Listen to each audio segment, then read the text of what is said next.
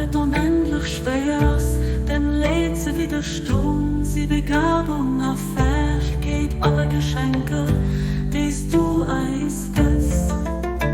O Herr, gewiss lach, jeder mach, eis würdig, für das mir Eis als äußerst, standhaft erweisen dieser Welt an all ihre Menschen, und so Feier von Dinger lebt und machen alles so, wie Kerzen, hell multiplizierende Flammen, brennen an Eise strahlende Glanz, verbreden.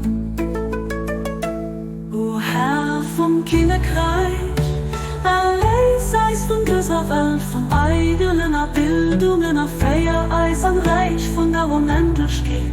Mach Eis ganz frei von diesen niedrigen Lehren, allos Eis gesenkt, sie mag bereichern, Geschenke vom Königreich, befrei Eis von dieser Welt vom Neich, der just dadurch Schein von der Realität wird, a geweiß ewig leben.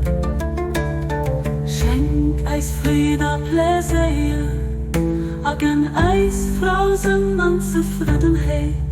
Trägt Eis Herze, a geweises Seele, Frieden und Ruhe, so dat von an dei, welche abkommen, mir dein Präsenz erreichen, an Eis an der Reiche, du begläglich viel. Du bist dem, der gibt Beschenkenden, den Allmächtigen.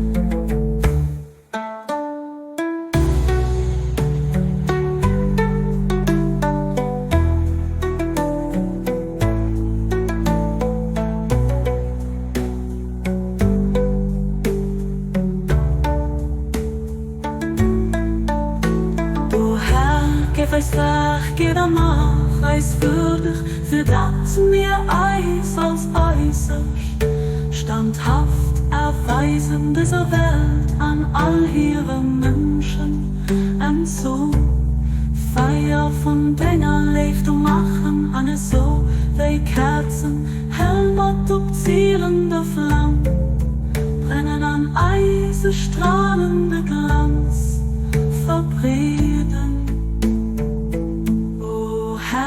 Vom Königreich, erlöse Eis von dieser Welt, von eigenen Abbildungen auf Feier-Eis am Reich von der Unendlichkeit. Mach Eis ganz frei von diesem niedrigen Leben, allos Eis gesenkt, sie mag der Reiche, Geschenke vom Königreich, befrei Eis von dieser Welt vom Neich, der Justen und Schein von der Realität wird, a geweiß ewig leben, ihren Eifer, leben, a geweiß ewig.